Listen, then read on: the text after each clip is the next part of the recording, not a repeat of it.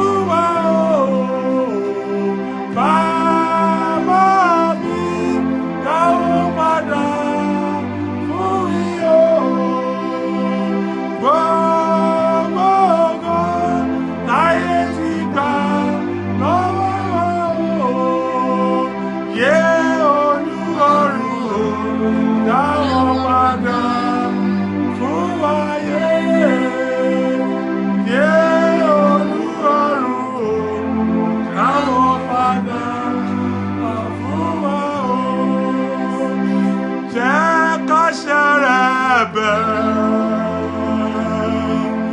lórí wa o,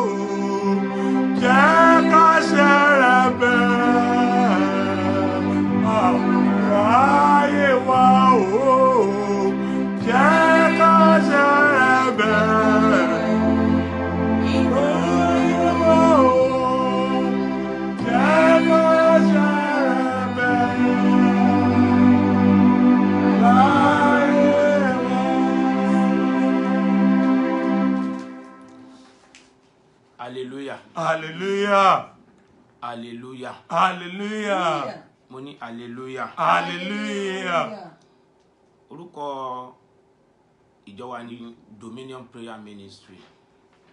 tí a wà ní River of Life Center SC15 1TW. Kí la mú wá? Ètò àdúrà máa ń wà ní oṣooṣù tá máa mú wá. Tó dẹ̀ jẹ́ wípé olóòtú ẹ̀yin náà wá lóṣù tó kọjá. Àjọ máa ṣe náà. Gbogbo àwọn tó wá lóṣù tó kọjá wọ́n ní ẹ̀rí rere. Bẹ́ẹ̀ni. Bí ìgbà tí mò ń bọ̀ nísìn àwọn bàbá kan àpàdé lọ́nà. Bẹ́ẹ̀ni.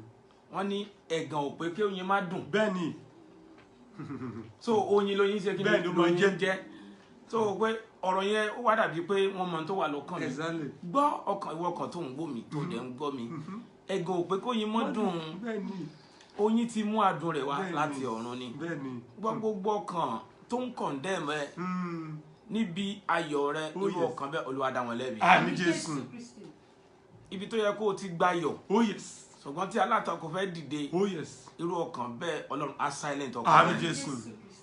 Ọlọ́run sọ fún mi pé ní oṣù mẹ́ta òun fẹ́ dá ìgbà padà Àmín Jésù. nítorí pé àwọn kan wà àwọn ò lè ṣe bí tìgbà kan mọ́. Bẹ́ẹ̀ni.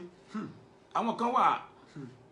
ojú ayé àtijọ́ la fi ń wò wọ́n Oh yes. ṣùgbọ́n ẹ̀mí Ọlọ́run ti fi wọ́n sílẹ̀. Oh. Àwọn kan wà wọ́n ti lówó rí nígbà kan ṣùgbọ́n wọ́n manage ẹ̀bẹ̀ tó lówó ṣùgbọ́n lọ́kàn wọn wọ́n mọ̀ pé àwọn ò lówó mọ́. Àwọn kan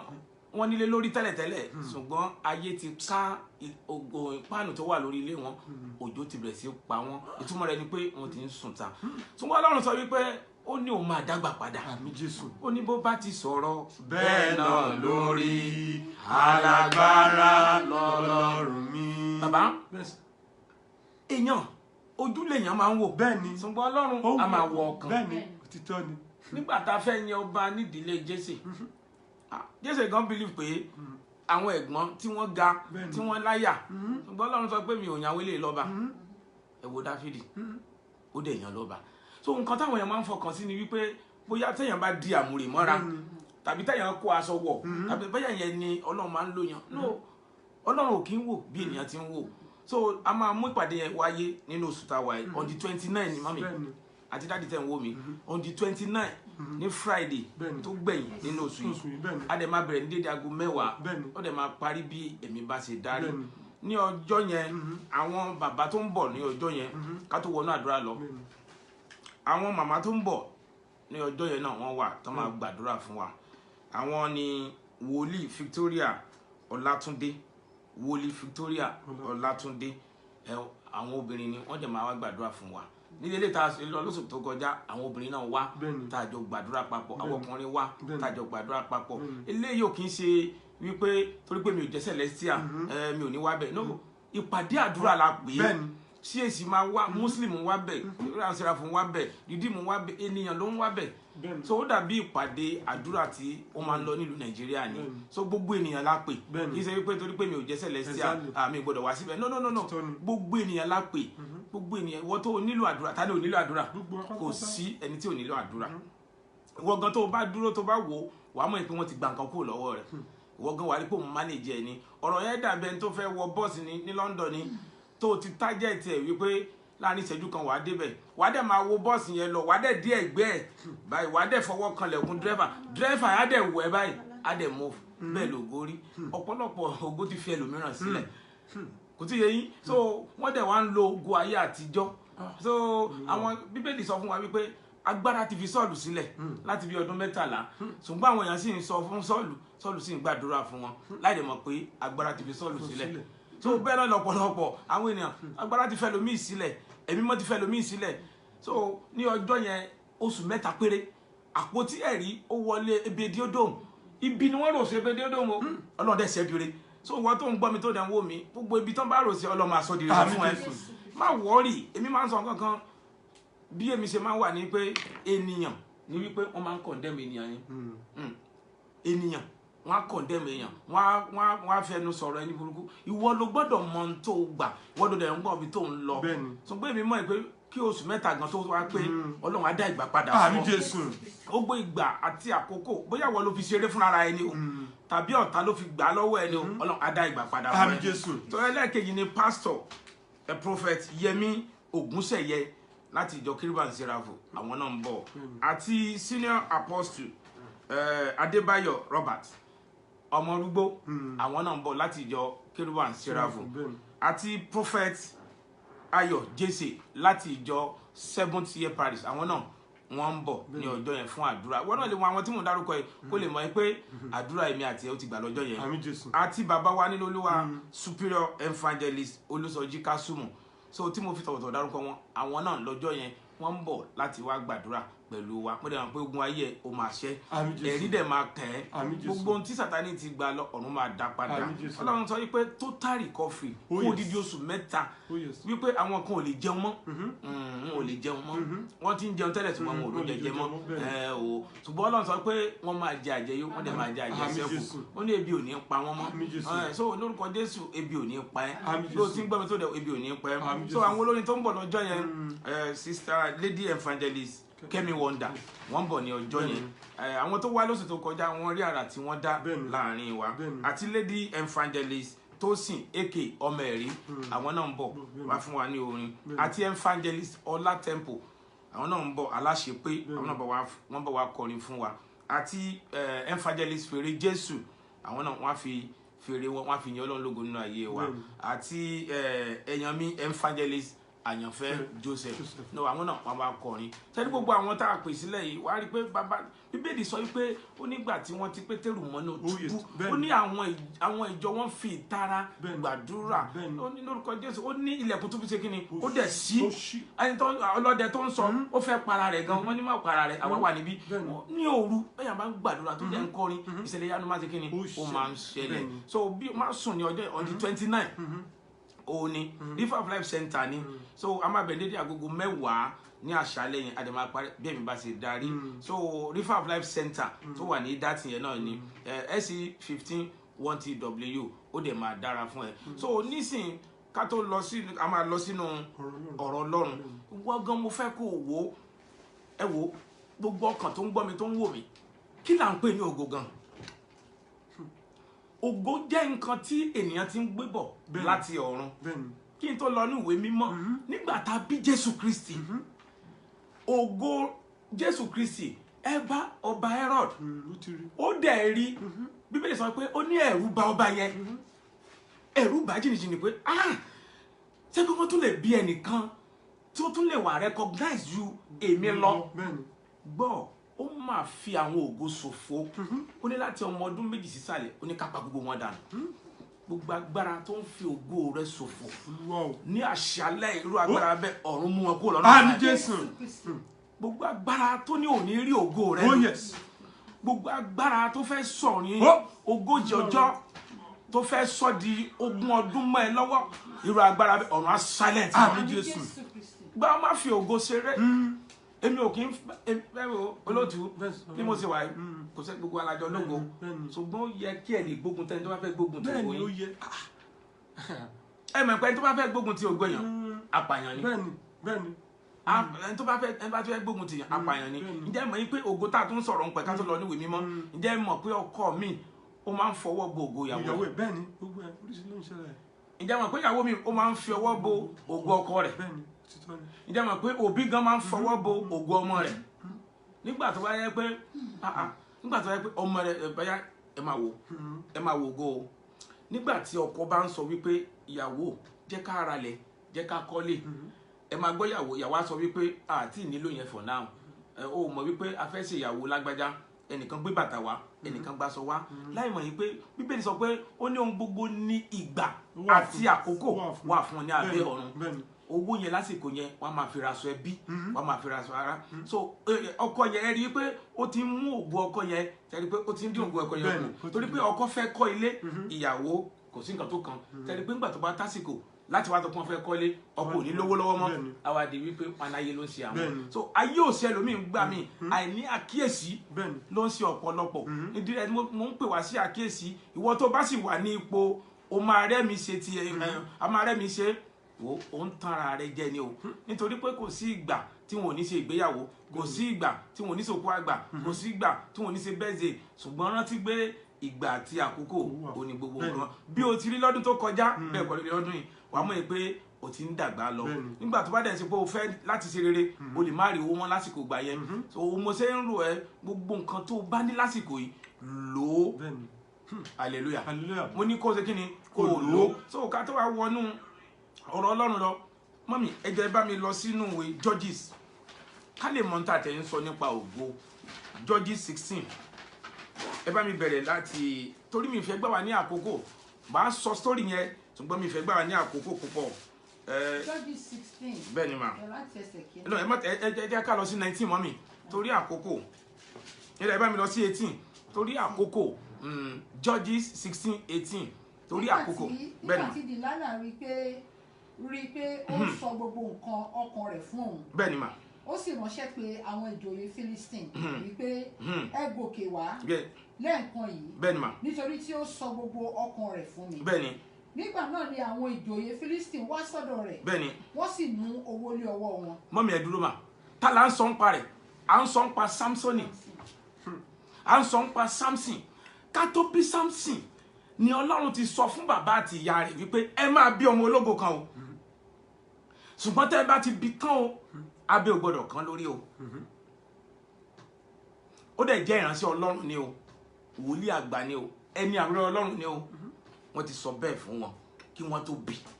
abẹ́ number 1 abẹ́ ò gbọ́dọ̀ lókè ni kò gbọ́dọ̀ kan lórí àìmọye ẹlòmíì ni wọ́n ti sọ ìran yìí fún ṣùgbọ́n ó ti di èèwọ̀ rẹ̀ wọ́n sọ fẹ́ lómìn má fẹ́ ọmọ ìyàwó fẹ́ obìnrin pupa ẹ̀ gan olùmọ̀ àwa fẹ́ àwa bà ìrìn àjò rẹ̀ jẹ́ wọ́n sọ fún obìnrin míì pé kò sọ náà ń bẹ́ẹ̀ ẹlẹ́mìí kúkúrú lẹ́ni yìí a ní ó lówó lọ́wọ́ ẹ wo pásítọ̀ ìjọ ẹ bá mi ṣe kí ẹ̀mí ẹ̀ kó gùn láti sọ fún nígbà tó bá wá yá ọkọ yẹn á kú tàbí àwọn yẹn á kú lójijì àwa láyé ló ń ṣe òun àsọtẹ́lẹ̀ ti wà fún ẹni gbogbo èèyàn tó wà láyé ṣùgbọ́n àìkíyèsí ara ó ń sọ ẹlòmíràn di èrò ẹ̀yìn òun náà sọ fún ránṣẹ́ bàbá àti ìyá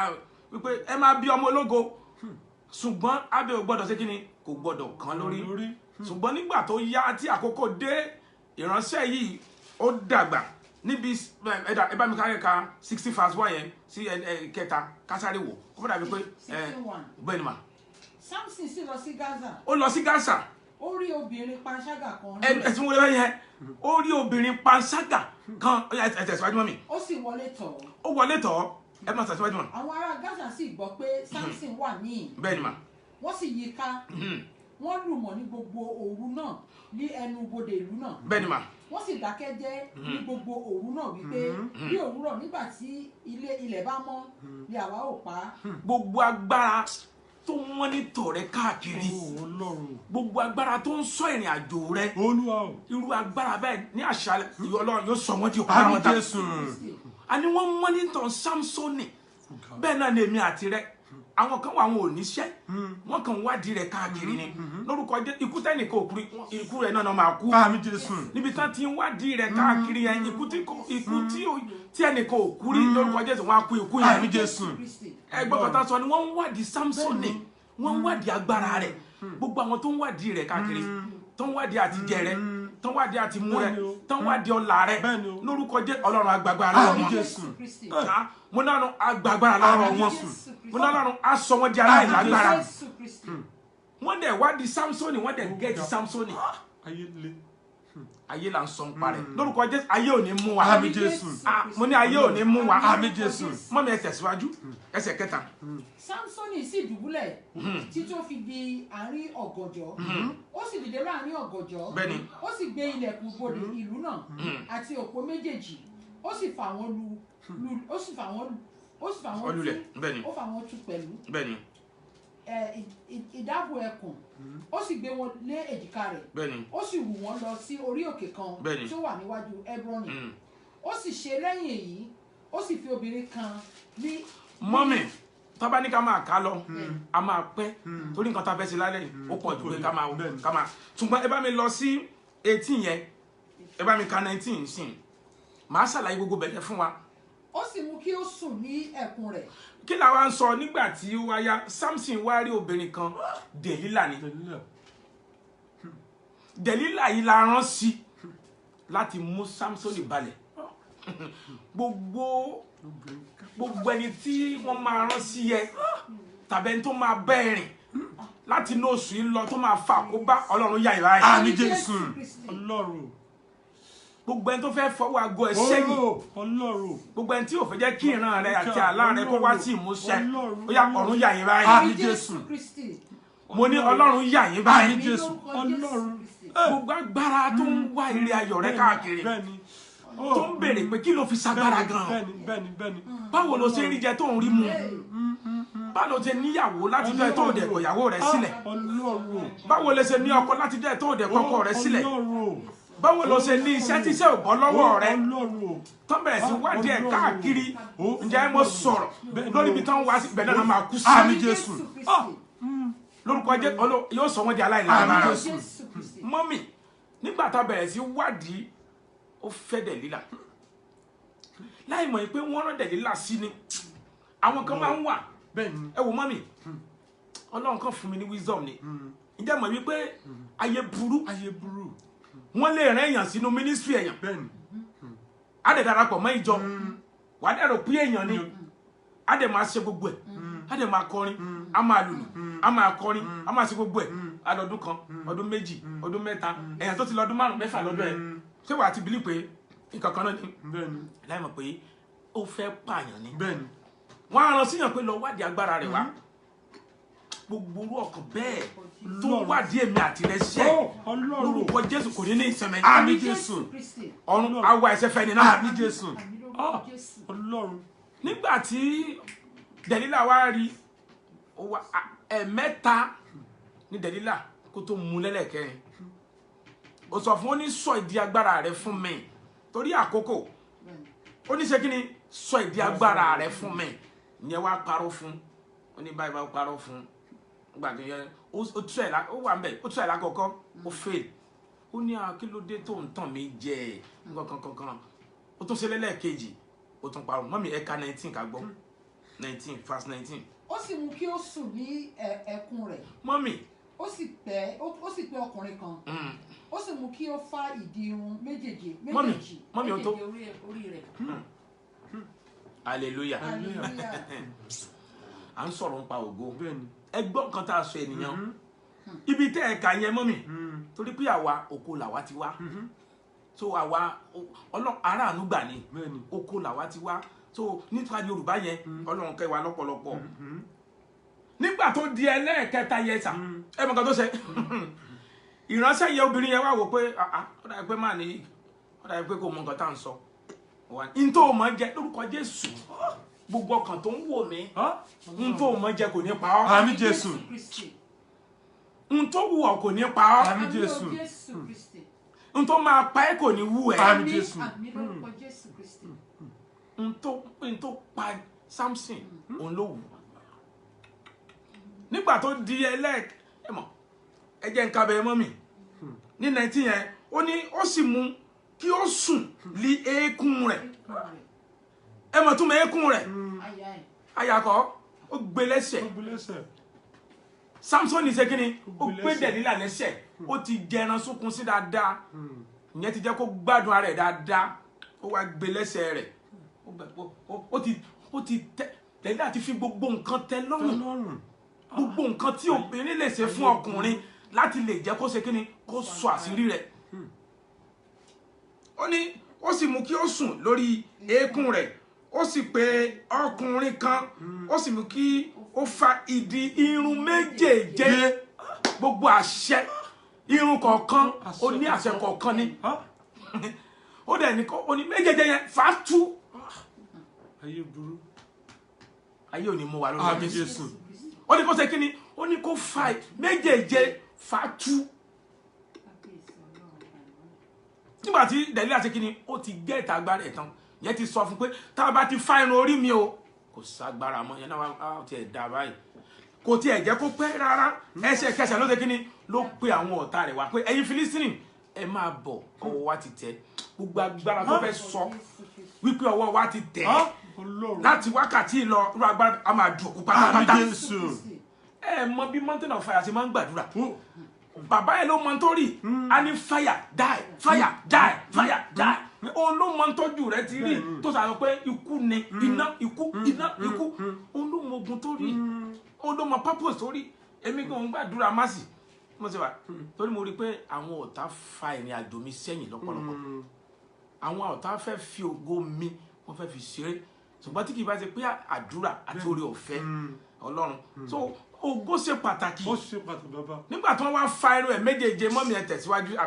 àbí kí n tún kà á. ẹ wo láti 20 wọn. nígbà tí wọ́n fa irun méjèèjì orí rẹ̀ bẹ́ẹ̀ni òun sì bẹ̀rẹ̀ sí pọ́n ọ lójú. ẹgbẹ́ yẹn lórúkọ Jésù Kristi gbogbo agbára tó ń pọ́n ẹ lójú nínú oṣù yìí láti wákàtí lọ Ọlọ́run agbágbára ẹ̀ àmì Jésù. ẹ mọ nǹkan tó ń pè ní pọ́nyàn lójú ni nǹkan pọ́nyàn lójú agbára fìyà jẹni ni agbára dáni lóró nígbà tán ti mú tán wọ́n bẹ̀ sí pọ́n lójú mọ́mí ẹ tẹ̀síwájú ẹ tẹ̀síwájú. agbára rẹ̀ sì ti lọ lọ́dọ̀ rẹ̀. mọ́mí ẹ dúró agbára kí ni agbára ti lọ mélòó mélòó ni ìwọ tó ń wò mí àwọn obìnrin kan wà ọkùnrin ò kí ń bá wọn lò papọ̀ ọjọ́ tí ọkùnrin bá ti dán wò ọjọ́ yẹn ló pàdánù ògo àwa máa lé kò ní bá bẹ́ẹ̀ náà lóbìnrin torí pé ọkùnrin lówó lọ́wọ́ so òyìn wá mí ní pé ó bá kádàrá rẹ̀ mu ni so Bíbélì sọ pé ó ní gbogbo ohun tó ń dán kọ́ ni wúrà ṣùgbọ́n ní ayé òde òní ohun tó dán là ń wá káàkiri ibi tí ò sí ayọ̀ níbẹ̀ ibi tó yẹ pé wàá rẹ̀ ní láàárọ̀ wàá sunkún ní àṣálẹ́ òun lọ̀pọ̀lọpọ̀ ń wá káàkiri ọ̀pọ̀lọpọ̀ ò fẹ́ ṣiṣẹ́ mọ́ tó ló wá fà á tí gbogbo wàhálà fi wá dé tàǹsìn ṣùgbọ́n ẹgbẹ́ ìránṣẹ́ yẹn wọ́n àṣẹ méje ó fi sílẹ̀ wọ́n á bẹ̀rẹ̀ sí pọ́n lójú wọ́n náà wo gbogbo ibi tó ti gbé kinní rẹ̀ dé gbogbo ibi tó ti gbé dé gbogbo ibi tó gbé dé náà ló ti ta ògo rẹ̀ sí àwọn o ti ta kan sí Amẹ́ríkà o ti ta sí Nàìjíríà o ti ta síbí o ti ta káàkiri wọ́n ti gbé àwọn míì lọ sínú ẹgbẹ́ òkùnkùn ó yá bolo wá fẹ́ gbà padà báyìí ṣùgbọ́n Ọlọ́run sọ fún mi nínú oṣù 3 péré ó ní o máa dá ìgbà padà fún ọ àmì Jésù. gbogbo ohun tó o lè ṣe tẹ́lẹ̀tẹ́lẹ̀ Ọlọ́run ní o máa ṣe ilé tó o kọ́ yẹn tó yẹ pé bẹ́ẹ̀ náà ló dúró sí Ọlọ́run ní wàá kọ́ parí àmì Jésù. Ọlọ́run ní wo ìgbéni tó ń dúró dé yẹn ó ní ló kọjá ó máa tẹ̀ ẹ́ lọ́wọ́ àmì Jésù. Ọlọ́run ní ọmọ tó o fẹ́ bí yẹn tí a dá dúró ògo ní ògo bẹ́ẹ̀ ni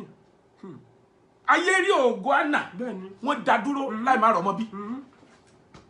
ṣùgbọ́n nígbà tí Ọlọ́run gbàdúrà náà ó mú Samuel wá sáyé ẹni ẹ̀ wo Samuel ògo ọmọ ni tó o bá ti ń rí dìlé mọ̀ yí pé o ní ògo o dẹ̀ lógun bẹ́ẹ̀ ni. tó bá ti ń rí dìlé bóyá o ń béèrè nǹkan kan lọ́wọ́ Ọlọ́run tó ń rí dìlé gbà pé ògo wà níbẹ̀ bẹ́ẹ̀ ni. hallelujah hallelujah. ògo ṣe kí ni ògo wà níbẹ̀ tó bá dẹ̀ gbé igbá kalẹ̀ tó bá ti ń rí ogun àtakò níbẹ̀ gbà pé ọ̀nà wà níbẹ̀ hallelujah ìwọ tó bá dá nǹkan sílẹ̀ tó bá ti rógun àtakò ńbẹ̀ kò rárá kó ńbẹ̀ kò wọ́ o gbọ́dọ̀ mọ rí àtakò kọ́ máa bọ̀ pé kí ló ń ṣe wọ́n pọn lójú wọ́n pàánà lójú wípé o rọmọ bí orin wọn kan Ṣàngó bí Samuel tó yẹ pé òun ló fi Sọ́ọ̀lù jọba òun ló dẹ̀ tún yọ Sọ́ọ̀lù ní ọba hallelujah hallelujah. olóòtú abẹ́gbọ́n kan tó lọ bàbá mi gbọ́. òun ló ṣe kí ni òun ló fi Sọ́ọ̀lù òun ló fi jọba bẹ́ẹ̀ ni. nígbà tí Ọlọ́run náà tún wá dé Ọlọ́run sọ pé mo ti kọ̀ Sọ́ọ̀lù mo ti pẹ́ ó ní mo ti kọ̀ ó yá yọ kúrò ó dẹ̀ ṣe kí ni ó dẹ̀ yọ kúrò ẹni ẹ̀ wò mẹ́yẹn ọba ìyẹn náà ń pè ní àmì àmìrò Ọlọ́run kò tí yẹn ẹni àmìrò Ọlọ́run yẹn ó fi ọba joyè ó dẹ̀ ṣe kí ni ó dẹ̀ tó yọ ìwọ náà wo bí tó ti ṣe àṣìṣe ẹlòmíín sí tó bá ti di wípé ẹ wo orú obìnrin Samson ta sọ yẹn nígbà tó gbádùn mọ́ ó ṣe kí ni ó jẹ́wọ́ ìwọ náà má máa sọ̀rọ̀ àṣírí rẹ jù àṣírí la fi mú ènìyàn hallelujah bẹ́ẹ̀ hallelujah àṣírí la fi jẹ́ kíni la fi mú ènìyàn ṣùgbọ́n àwọn kan wà wọn ò kí mọ̀ bá ṣe ń fi secret sí inú wọn kàn máa rojọ́ bíi typewriter olómú ránṣẹ́ yẹn nígbà tó jẹ nǹkan tó dùn tán ibi tó ti ń jẹ yẹn ìránṣẹ́ yẹn náà ti ń bá sọ bẹ́ẹ̀ náà ni ìwọ náà tó ń wò mí àsìkò tí ìwọ náà bá ń gbádùn ẹ̀ wàá máa wá kà má wọ̀ọ́rì tí máa wò máa ra dé fún ẹ máa ra mọ́tò fún ẹ má wọ̀ọ́rì ẹ̀ gbogbo nǹkan la máa ṣe ìgbà tó bá wá sọ̀kalẹ̀ tán wàá wá ní òsì ogúndé ìyẹn wá tibẹ̀ gbógun tiẹ̀ wípé bó promise so àsìkò yẹn tó ń gun òkè àràfá yẹn ló ń jẹ́rìí ló ń jẹ́jẹ́ ṣùgbọ́n nígbà tó wá gbòfin àràfá tán tó sọ̀kalẹ̀ wàá wá ní ò possible ogun yẹn ti kí ni ó tún dúró wàá máa wá gbàdúrà wàá máa kanra mẹ́ntì kò yẹ kó o paramọ́ mọ́mí ẹ tẹ̀síwájú. ó sì wí pé àwọn ará Philistine dé. àwọn dé. Samsoni sì jí kúrò ní ojú oorun rẹ̀. bẹ́ẹ̀ni mà ẹ tẹ̀síwájú. ó wí pé èmi ò jáde lọ bí ìgbà ṣáájú. mọ́mí ẹ tó mà ẹ gbọ́n kan tí bẹ́ẹ̀ ni sọ òun rò pé agbára ẹsẹ̀ kínní ó sì wà níbẹ̀ láì mọ̀ pé agbára ti fi sílẹ̀ òun kàn jí lójú oorun rẹ̀ ẹ mọ̀ pé oògùn oorun ni wúmà yẹn lò fún oògùn oorun ló lò fún tìbí lólò ìyẹn ó ti gbádùn ẹ̀ dáadáa ó ti wà tipẹ́ gbogbo nǹkan tó ń ṣe nísìnyí ló ti wà láyé àtijọ́ ó ti gbádùn ẹ̀ dáadáa ó wá sùn lọ ẹ mọ̀ pé kí ni oògùn oorun ni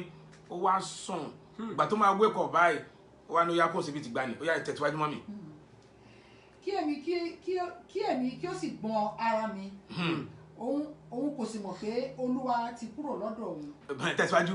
àwọn ará Philistine sì mú wọ́n sì yọ lé ojú méjèèjì. bẹ́ẹ̀ni ma. wọ́n sì mú sọ̀kalẹ̀ wá sí Gaza. wọ́n sì fi ṣẹ̀kẹ̀ṣẹ̀kẹ̀ idẹ dè é. òun sì ń lọ ní ilẹ̀ túbú.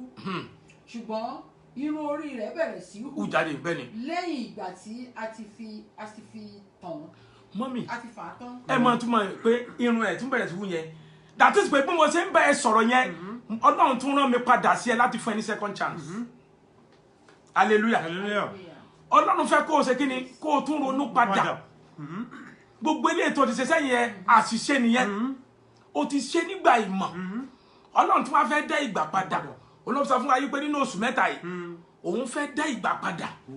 òun fẹ́ jẹ́ kí gbogbo egungun tó ti gbẹ òun fẹ́ kán gba ìyè òun fẹ́ kí ẹni tí ò níṣẹ́ lọ́wọ́ kó dẹni tó níṣẹ́ ẹni tí ò lọ́mọ òun fẹ́ kó bímọ ẹni tí ò lọ́kọ òun fẹ́ kó lọ́kọ ẹni tí ò ríṣẹ́ òun fẹ́ kó ríṣẹ́ gbogbo ẹni tí a gbẹ́ lọ́wọ́ òun fẹ́ kó dá padà àti gba ẹmọye ọmọ láti gbà kó làwọn èèyàn ìjọba ló ti gba ẹmọye ọmọ kó lọ́wọ́ àwọn èèyàn ogun èṣù ni báwo yẹn ṣe máa bímọ adẹ tó gba kan ẹ̀mí èṣù adẹ wọnú ọmọ adẹ bẹ̀rẹ̀ sí misbehave wọ́n dẹ̀ gbà kó lọ́wọ́ ẹ̀ ó wá dẹni tí ò lọ́mọ mọ́ ó wá ń sọ pé ìrìn àjò ìbá ni ìrìn àjò yìí ṣe rí so Ọlọ́run sọ pé má sùn on the 29 yẹn má rò má jẹ́ kó rùn yàkùn ẹ Ọlọ́run sọ pé total recovery tó bá ń gbọ́ pé total recovery gbígba gbogbo rẹ̀ padà ni kì í ṣe pé wàá kàn gbẹyọ kan gbígba gbogbo rẹ̀ padà mo náà pé á dẹ̀ dára fún ẹ mo náà dẹ̀ máa dára fún ẹ ní ọjọ́ yẹn má sùn aago 10 láti máa bẹ̀rẹ̀ á dẹ̀ máa parẹ́ gẹ́gẹ́ bí ẹ̀mí Ọlọ́run bá ti darí ní oṣù tó kọjá àwọn èèyàn wá wọ́n dẹ̀ ní ẹ̀rí rere ó dàbí orí òkè Nàìjíríà ni kò sí ẹlẹ́yàmẹ̀yà kò sí ẹlẹ́sìnmẹ̀sìn pé ó gbọ́ tí mi gbọ́ tí ẹ àdúrà làwa ń gbà níbẹ̀ eléyìí ò dẹ̀ ń sọ wípé àbá ṣẹlẹ̀ ṣe àbá ṣe ṣe èmi tí mò ń bá yín sọ̀rọ̀ CAC ni wọ́n bí mi sí bàbá tó bí mi pásítọ̀ ni so ìyẹn ò mí ni pé torí pé bàbá mi ti wá jẹ́ CAC èmi náà gbọ́dọ̀ jẹ́ CAC ìpè tó pè mí ọ̀tọ̀ ìpè tó pè bàbá mi ọ̀tọ̀ orúkọ akúló máa àkáǹtì fún gbogbo ẹ̀ hallelujah orúkọ akúló máa ṣe kí ni ló máa àkáǹtì fún so ní ọjọ́ yẹn má jẹ́ kí oorun ìyà kó ṣe kí ni kó kùn ẹ́ á dẹ̀ dára fún ẹ so nísìn torí pé mo ti máa fún olóòtú náà láti sọ ọ̀rọ̀ méjì ṣùgbọ́n ẹ bá mi lọ sí ìwé Joel inú ìwé Joel Ọlọ́run sọ fún mi pé òun fẹ́ dá nǹkan padà bẹ́ẹ̀ni dandan ni so ó ní bó bá ti sọ̀rọ̀ bẹ́ẹ̀ náà lórí alágbára lọ́lọ́run mi. olóòtú bàbá mi lólúwa orin kan ó kọ sí mi lọ́kàn bẹ́ẹ̀ni nígbà tẹ́ ń sọ̀rọ̀ nípa Samsoni bẹ́ẹ̀ni èṣù ló ṣiṣẹ́ ẹ̀ olówó ọnú arábìnrin yẹn bẹ́ẹ̀ni orin kan wá kọ sí mi wípé Ọlọ́run dáadáa má dáfà ó dá wọn sínú ọgbà Édẹ́nì èṣù ló wọnú ọgbà tó yí májẹ̀mú padà tó dínkù Ọlọ́run mo bẹ̀ ọ́ bàbá o mo bẹ̀ ọ́ bàbá nínú sílò tí mo wà máa jẹ́ kí èṣù wọnú rẹ̀ tọ̀ mí jẹ. Èṣù ló wọnú arábìnrin yẹn tó tàn Sámsónì nígbà tó tàn ó sì gba nǹkan tó wà lọ́wọ́ rẹ̀. Ó gba ògo rẹ̀ lọ. Ohun tí èmi fẹ́ sọ fún ọ lọ́rọ̀ kan péré ni pé gbogbo ohun àmúṣògo nínú ayé rẹ ní orúkọ Jésù ò ní sọnù lójijì. Àmín lórúkọ Jésù. Mọ́mí ẹ bá ìwé Jóẹ́lì. Ìwé Jóẹ́lì tẹ́tí bẹ́ẹ̀ mà. Bẹ́ẹ̀ni. Orí kejì. Bẹ́ẹ̀ni. Ẹ bá mi lọ sí 25. Èmi ò sì mú ọdún wọn ní padà fún yín wá. Mọ́mí ẹ gbọ́ nǹkan tó ṣẹlẹ̀. Sáré mo máa láìkí Ọlọ́run o. Bẹ́ẹ̀ni o. Ó mo ti máa ń kọ rẹ̀ bó bá ti sọ̀rọ̀ bẹ́ẹ̀ náà ló ń rí. Ṣùgbọ́n oníṣẹ̀lẹ̀ kan sọ pé fẹ́ni tó bá gbàgbọ́ tó sì gbọ́ràn yóò rí iye ìjọ mímọ́. Fún ẹni tó bá gbàgbọ́ tó bá dẹ̀ tún gbọ́ràn àríyè ní ìjọ mímọ́. That is why a lot of people máa ń lọ sí church. Ṣùgbọ́n mo dúpẹ́ pé mo rí àánú gbà o torí kì í ṣe gbogbo ènìyàn ló rí àánú gbà. Orí ẹ máa tún máa ń láìkẹ́ mo rí àánú gbà lórúkọ Jésù gbogbo ọkàn tó ń wò tó ń gbọ́ wà á rí àánú gbà. Àmín Jésù. Ọ̀pọ̀lọpọ̀ ló ń lọ sí ìjọsìn lóòótọ́ ṣùgbọ́n èmi tí n bá lọ sí church mo máa ń wò pé kí ni mo wá lọ síbẹ̀. Èmi ni mo máa ń ronú because bí mo ṣe dàgbà tó lọ́jọ́ orí àwọn kan máa lọ church ìjà ni wọ́n máa jà ń bẹ̀ àwọn kan máa lọ church ọ̀rẹ́ náà máa wá ń bẹ̀ so mo máa ń wò pé abájọ tí àwọn èèyàn ṣe ń pẹ́ láti rí ayọ̀ wọn gbà. Hallelujah. Àwọn èèyàn máa ṣe kí ni wọ́n máa ń pẹ́ kán tó rí ayọ̀ wọn gbà because nǹkan tí wọ́n wá lọ kọ́ ni wọ́n kọjú sí. Nígbà tí wọ́n ní ẹ lọ sílé Ọlọ́run ẹ lọ forí balẹ̀ ẹ gbàdúrà tó bá lówó da bí ò bá dẹ̀ lówó fi sílẹ̀ ẹ máa rí gbà yẹn gbà yẹn náà máa dì lọ́ máa gángọ̀ pẹ̀lú olùṣọ́ àgùntàn tàbí pásítọ̀ wọn ìgbà yẹn náà máa ní ọ̀rẹ́ wọ́n wá dá church sí ọ̀nà mẹ́wàá wọ́n wá ní group by group nínú ilé Ọlọ́run group by kíni group by group nínú ilé Ọlọ́run ni o àwọn kan tún wọ́n wá sọ nílé Ọlọ́run di ibi tí wọ́n ti ń tajà tán ti ń rà tí wọ́n dẹ̀ ń ta so báwo ni wọ́n wá pẹ́ wọ́n wá náà dúrà wọn ò gbà báwo àdúrà ti fẹ́ gbà àwọn àrí ẹlòmíì tó jẹ́ pé ó ṣẹ̀ṣẹ̀ darapọ̀ mọ́ ìjọ tí ò tí lo oṣù mẹ́fà tó ti lọ́dún kan àdúrà rẹ̀ àti kíni àwa máa gbà wá tún máa ṣe lára ẹ̀ wà nígbà wo ló dé wọ́n máa tún ní wọ́n máa gbógun tì ṣùgbọ́n ẹni tó dé yẹn ó mọ nǹkan tó ń ṣe ni so that is why wọ́n sọ pé wọ́n ní celestial àdúrà gbàmbẹ́ yẹn mọ́ nǹkan kan ìwọ làdúrà tiẹ̀ ò gbà àdúrà tèmi gbà olóòtú àbí àdúrà ló gbà o mami àdúrà bàbá ṣe tèmi lọ́wọ́ ó ṣe tèmi o bàbá ṣe tèmi àdúrà ṣe kí ni ó ń gbà ó ní wọ́n ṣe ń pè ní àdúrà táyà pé àdúrà ò gbà wọn ò ní gbàdúrà torí pé àdúrà ń gbà ó ní wọ́n ṣe ń gbàdúrà so but à ń lọ sí church but ọ̀pọ̀lọpọ̀ wo mọ tí wọ́n ń pè ní church wọ́n kàn bí pé ibi fun pé ká kàn lọ catch fun láì lè mọ̀ pé ilé àdúrà ló jẹ́ bẹ́ẹ̀ church ni orúkọ tí church gangan jẹ́ ni ilé àdúrà ilé àdúrà náà ń pè church wọn náà kàn sọ pé church no ilé àdúrà ibi tá a ti ń gbàdúrà so ìwọ bí mo ṣe ń bá ẹ sọ̀rọ̀ ìwọ náà lọ tún ìwà rẹ ṣe torí pé irun Sámsónì ó padà wù ṣùgbọ́n ó kú pẹ̀lú ọ̀tá lórúkọ ò ní kú pẹ̀lú ọ̀tá rẹ wàá dẹ̀ rí ògo lò so gbọ́ngàn tí mo sọ ni pé jígìrì ilé Ọlọ́run wọn náà wá nǹkan kan ṣe níbẹ̀ má kàn jẹ bench warmer má kàn máa ti débẹ̀ wọn náà gbé báyìí no kò sí ẹ̀dá alààyè tí ò lẹ́bùn ìwọ ló tí ì ṣàwárí ẹ̀bùn tó ní gbogbo ẹ̀dá tó dá wá sáyé ló lẹ́bùn ṣùgbọ́n bóyáwó gan ló fẹ́ lò ṣùgbọ́n bí ò bá lò ó a máa gbé òkúta rọ́pò rẹ̀ kì í ṣe pé òkúta lẹ̀ a máa lo ẹlòmíràn nínú Celestial náà ni wọ́n dé ìlú kan wọn ò gbédè ṣùgbọ́n papa Ọ̀ṣọ́fà tí mo fi sọ̀rọ̀ dárúkọ wọn bàbá olùdásílẹ̀ SBG Ọ̀ṣọ́fà tí mo fi sọ̀rọ̀ dárúkọ wọn nígbà tí wọ́n débẹ̀ wọ́n ní pé tó bá yẹ pé lótìtọ́ àti olùlẹ̀mí Ọlọ́run wà ní ìjọ mímọ́ ìyanu máa ṣẹlẹ̀ nígbà tí wọ́n dẹ̀ débẹ̀ wọ́n dẹ̀ gbàdúrà wọ́n dẹ̀ kọrin ẹni tí ò tiẹ̀ gbọ́ èdè wọn rárá ẹ̀mí Ọlọ́run dẹ̀ tálé ẹni yẹn wọ́n dẹ̀ bẹ̀rẹ̀ sí sọ èdè kan náà ó dẹ̀ ń jẹ iṣẹ́ ó dẹ̀ sọ gbẹ̀ nígbà tí wọ́n dẹ̀ jẹ́sẹ̀ rẹ̀ tán ó dẹ̀ tún padà níta ń pè ní ẹ̀mí mọ́ Ọlọ́run yẹn. ìyanu iṣẹ́ Olúwa ìyanu ni ìyanu iṣẹ́ olúwa ìyanu ìyanu o ìyanu ìyanu iṣẹ́ olúwa ìyanu ni ìyanu ìyanu iṣẹ́ olúwa ìyanu. wọ́n bẹ̀ tẹ̀síwájú mà 25. èmi yóò sì mú ọdún wọn ní padà fún yín. ọdún wo ni Ọlọ́run sọ? ọdún tí Sátánì ti fi ṣòfò tàbí ọdún tí wọ́n gangan ti fi ṣòfò? Ọlọ́run sọ pé òun máa dá ìgbà padà.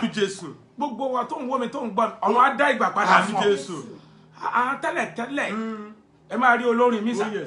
tí wọ́n bá sọ fún yín pé bí ọdún 10 bí 20 ọdún sẹ́yìn pé òun lélẹ̀ ẹ máa ní láéláé kò gbọ́dọ̀ jẹ́ nìyí torí pé kò sí ògo mọ́. ẹ máa rẹ́ lòmíì mọ́tò tó ń lò nígbà kan tùmọ̀ tẹ́ bá rí nísìn tẹ́ bá bí léèrè gan tó ń lo mọ́tò àánú tí òun lo mọ́tò rí sá torí pé Sátánì ti gba gbogbo rẹ̀ lọ́wọ́ ẹ̀ ṣùgbọ́n Bíbélì sọ pé ó náà máa dá gbogbo nǹkan ní ìwọ̀n padà mọ́mí ẹ tẹ̀síwájú mà. èyí tí èṣù òun irú kòkòrò jẹwéjẹwé. ó ní èyí tí èṣù àti kòkòrò kí là ń pè ní kòkòrò that is pé àwọn nǹkan tí Sátánì tó ti fi dá ọ lóró olóúnjẹ kòkòrò jẹwéjẹwé ẹ̀yin ò gbé lóko àwa tá a gbé lóko a rí orí ọ̀fẹ́ gbà tẹ́ ẹ bá dóko ẹ rí kòkòrò á ti jẹ ewé yẹn ewé obì ewé kòkó ẹ wá rí pé kòkó yẹn ò ní so obì yẹn ò ní so nítorí pé kòkòrò ti jẹ ewé rẹ̀ kò ní lè so lórí gbogbo kòkòrò tó jẹ ọ́ tí òun ṣiṣẹ́ tí òjò ní èrè tó ò ní èso lórí irú kòkòrò bá Ọlọ́run á pa wọ́n dà. àmín Jésù. mo ní ọ̀run yóò gbàgbára lọ́wọ́ wọn. Jésù. a ní kòkòrò jẹwéjẹwé là ń sọ. Oh yes. kòkòrò á jẹ ewé á tún bẹ̀rẹ̀ sí jẹ igi rẹ̀. Oh yes. nígbà tó àgbẹ̀ bá débẹ̀ á rí i pé kò sí èso lórí rẹ̀ àgbẹ̀ á bú sẹ́kún. ìwọ náà dẹ̀ ṣiṣẹ́ láti ọdún yìí o ò rí nǹkan kan tó lè sọ pé èrè tí mo rí nì ṣùgbọ́n Ọlọ́run sọ pé òun á dá ìgbàgbára fún ẹ. mọ́mí ẹ tẹ̀síwájú mà. àti irú kòkòrò kejì. bẹ́ẹ̀ni. àti irú kòkòrò jẹwéjẹwé mìíràn. bẹ́ẹ̀ni. tí fi jẹ. bẹ́ẹ̀ni. àwọn ogun ńlá mi tí mo rán ṣáájú yín. bẹ́ẹ̀ni ẹ tẹ̀síwájú 16 mà. ẹ yóò sì jẹun bí ọ̀pọ̀lọpọ̀. mọ́mí ó sì mọ sọ́lẹ̀ kan àfi tí Ọlọ́run ò bá sọ̀rọ̀. Oh yes. gbọ́ nǹkan tí mo ń sọ ni pé ó ní òun máa dá ìgbà padà. àmín Jésù. ó ní gbogbo àwọn kòkòrò jẹwéjẹwé that means pé ẹ wò ẹlòmíì ti fi àkókò rẹ̀ gangan ó ti fi ṣeré fúnra rẹ̀ ó ti fi sọ̀rọ̀ fúnra rẹ̀ ó rò pé bó ṣe máa rí ni ẹ ó rò pé gbogbo ń gbà á máa rọ́ọ̀sì kò pọn mi sílẹ̀ ló ń gbẹ ikán tó jẹ́ ẹranko lásìkò tí oúnjẹ bá wà ó máa ń tọ́jú oúnjẹ pamọ́ ni ikán ẹranko nìyẹn o á tọ́jú oúnjẹ pamọ́ di àsìkò tí ò ní sí so talkless àwọ̀ ènìyàn tí a lè ná ní ìrònú wípé bí ọjọ́ ìní máa mà ti rí ọ̀la lè má rí bẹ́ẹ̀ so gbogbo kòkòrò jẹwéjẹwé ó ti jẹ ẹlòmíràn bàbá ìránṣẹ́ kan wà nígbà tá a pẹ́ dàdúrà yẹn tán mi ò nígbà lásìkò ó sọ kankan fún mi ó ní obìnrin kan wà nígbà yẹn lòun wà Nàìjíríà ó ló sọ wípé káwọn jọ ní àjọṣepọ̀ nínú ibi iṣẹ́ òun ṣùgbọ́n ìgbẹ̀yìn òun ò ṣe nǹkan yẹn ṣùgbọ́n nígbà tí ó yá tí Ọlọ́run gbàdúrà ọkùnrin yẹn ó ní òun wá pàdé obìnrin yẹn sọ fún òun wípé ohun tí wọ́n ní kóun lọ ṣe fún ẹ nígbà yẹn ni wípé kó o kàn débẹ̀ lásán pé tí o bá padà rí pépà wàá pè ní owó ó ní ṣùgbọ́n ẹlẹ́dàá rẹ ó kú ẹ̀yọ tó jẹ́ pé ó rí nǹkan yẹn ṣe ó ní because ó ní wọ́n ràn wá láti inú ẹgbẹ́ àwọn ni pé olórí èmèrè pátápátá ni òun ṣùgbọ́n ní ọjọ́ yẹn ó ní bí òun ṣe déwájú bó ṣe wà níwájú ẹ̀ ó ní ìmọ́lẹ̀ Ọlọ́run onókan tán sí òun ní ojú kò lè yẹ kó òun ṣe iṣẹ́ ọwọ́ òun tóun fẹ́ ṣe.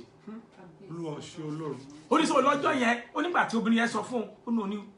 so that means pé gbogbo ohun tó ń dán kọ́ ni wúrà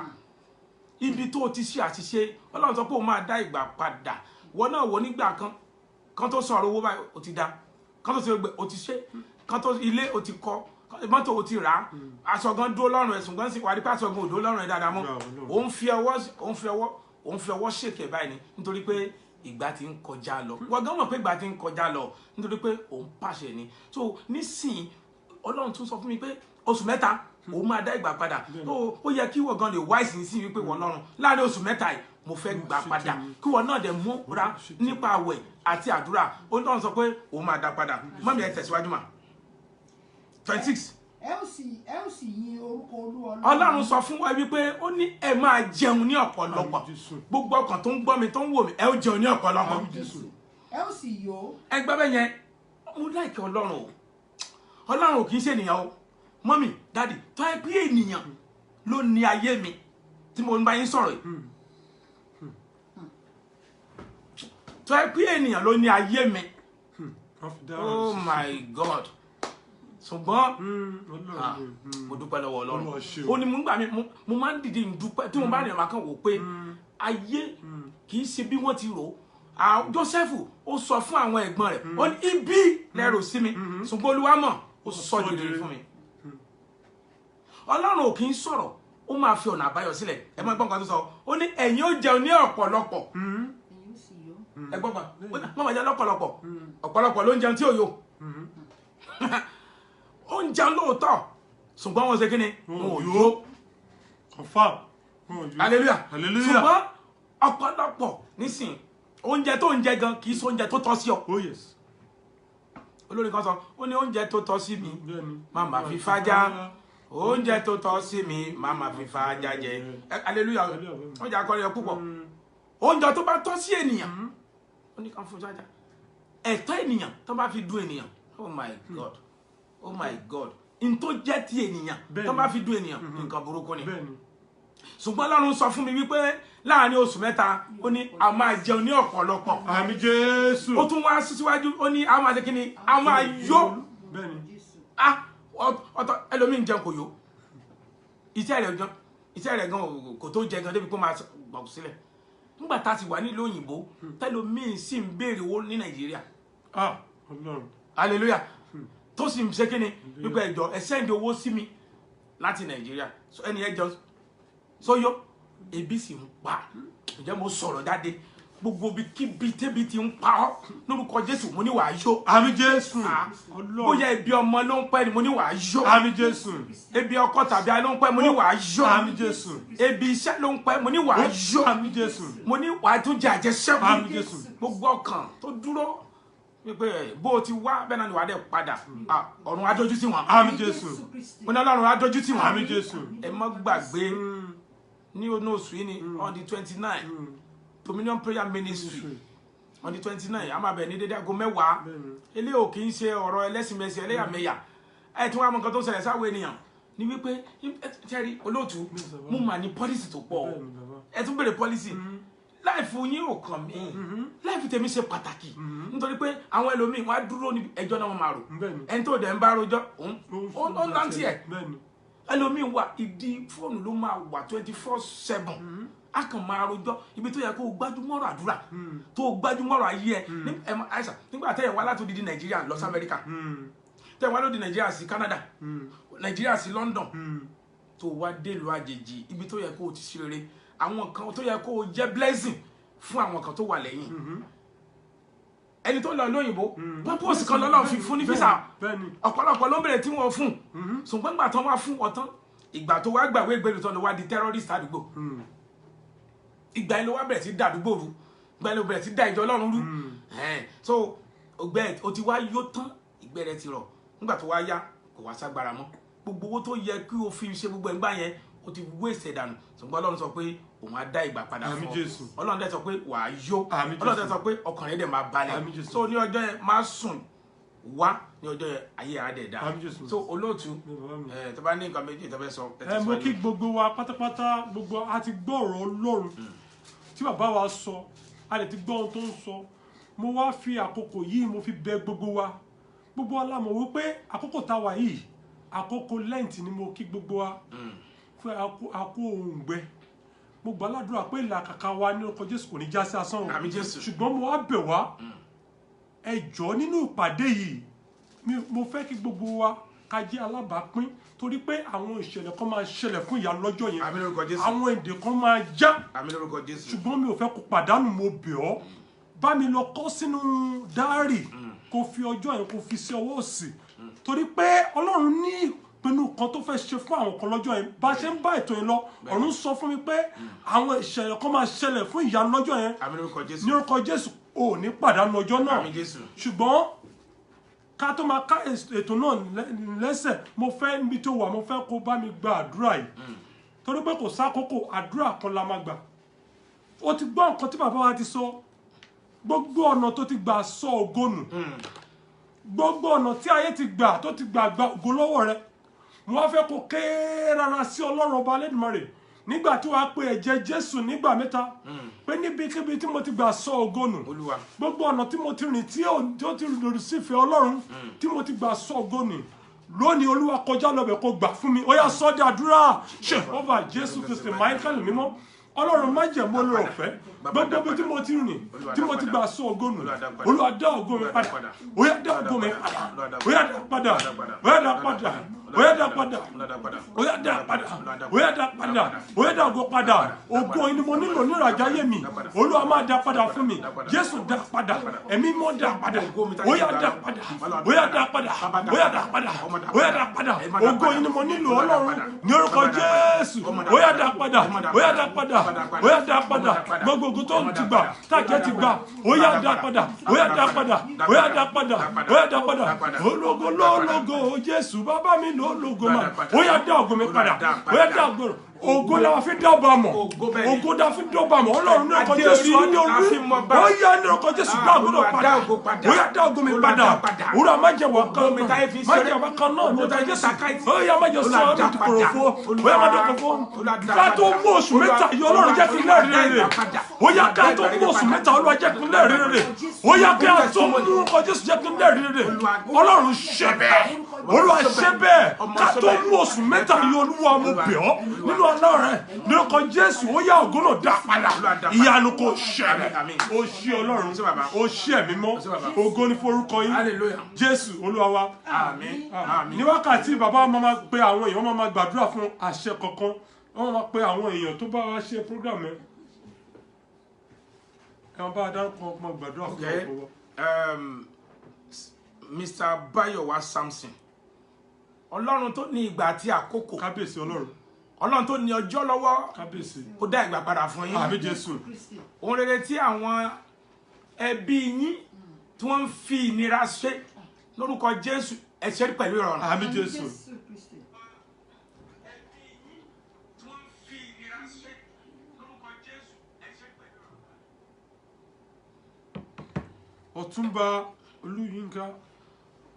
Ọ̀túnba Olúyínká Wahidi Nurudeen mo sọ̀rọ̀ bí òru yìí bí ilẹ̀ ọ̀la ti mọ́ ayọ̀ tó sá fún yín ọ̀run kó gbà fún yín náà àmín Jésù ìnira kó fi ayé yín sílẹ̀ àmín Jésù ohun rere tí àwọn ẹgbẹ́ yín tó ń fi ìnira ṣe ẹ ṣe pẹ̀lú ìrọ̀rùn àmín Jésù ọba lolúwa ṣe mí lógo lórúkọ ti Jésù ó ní ṣe mí lógo bàbá Ọlọ́run ògo ní orúkọ Jésù Olúwa yóò ṣe ní ògo àmín Jésù a ṣe Jésù lógo oh yes ògo rẹ̀ dẹ̀ kárí ayé lórúkọ ti Jésù ògo yóò kárí ayé àmín Jésù ọlá ṣe ní gold orúkọ mi nìyẹn ọlá ṣe ní gold lórúkọ ti Jésù Kristi ọlá yín lórúkọ ti Jésù Kristi yóò máa pọ̀ sí àmín Jésù bí a bá ṣe ọbẹ̀ oh yes tí kò bá síyọ̀ níbẹ̀ òbu ni oh yes lórúkọ ti Jésù ní gbogbo bíkíbi tẹ́ ẹ bá ẹ̀dì ẹni yìí àmín Jésù ẹ̀dì ẹni ẹ̀yẹ àmín Jésù lórúkọ ti Jésù Kristi mo gbàdúrà lórúkọ Jésù Kristi ẹ yọjú ẹgbẹ́ yín lọ àmín Jésù ohun rere tí wọ́n ń fi ìnira ṣe nídìílé bàbá àti ìyá yín èyí ṣe pẹ̀lú ìrọ̀rùn báyìí àmín Jésù ẹ lọ jẹun bí ọba àmín Jésù ẹ rìn bí ọba àmín ẹ wọṣọ bí ọba àmín ògo Ọlọ́run kò ní fi yín sílẹ̀ bẹ́ẹ̀ ni ó máa rí Ọlá Temple ní orúkọ ti Jésù Kristi ìránṣẹ́ Ọlá Temple ní orúkọ ti Jésù Kristi ohun rere tí ẹ dájọ́ rẹ̀ sọ́nà lórúkọ ọ̀run ayé kò ní bàá jẹ́ àmín Jésù ìpinnu rere tẹ́ ẹ ní fún ọjọ́ náà yóò wá sí ìmúṣẹ àmín Jésù lórúkọ ti Jésù Kristi ibi gíga láàyè yín àmín Jésù Ọlọ́run yóò dẹ̀ fàyè gbà yín àmín Jésù olóòtú ẹ kàn gbà mí láyè láàrin ìṣẹ́jú kan àwọn bàbá mi nínú Olúwa superior evangelist prophet Anthony Emmanuel wọ́n ní 7 Tuesday so wọ́n ti ṣe ìkan ní ọ̀sẹ̀ yìí wọ́n ṣe ìkan lọ́sẹ̀ tó kọjá so ní ọ̀sẹ̀ tó ń bọ̀ wọ́n máa ṣe wọ́n pè ní greater glory so ní CCC Irit Parish náà ti fẹ́ ṣe ẹ jọ̀ọ́ mo bẹ̀ gbogbo wa lọ́kùnrin lóbìnrin ẹ jẹ́ ká wá sínú ìsọjí yẹn ẹni ẹ̀gbọ́n nǹkan tá à ń sọ greater glory ògo tó ga ògo tuntun so náà ládẹ ń sọ ń parẹ náà lẹ́yìn wípé Ọlọ́run sọ pé òun máa dá ìgbà padà wípé gbogbo ohun tí Sátánì ti gbà òun máa dá padà so ní next week Tuesday wọ́n máa ṣe fún Tuesday méje ọ̀run yóò wà pẹ̀lú wa àti ẹ̀gbọ́n mi náà tí wọ́n fẹ́ lọ́ǹchì ìwé wọ́n pè ní title ẹ̀ ní the no wine situation the no wine situation tó máa take place ní River of Life Center SC15 1TW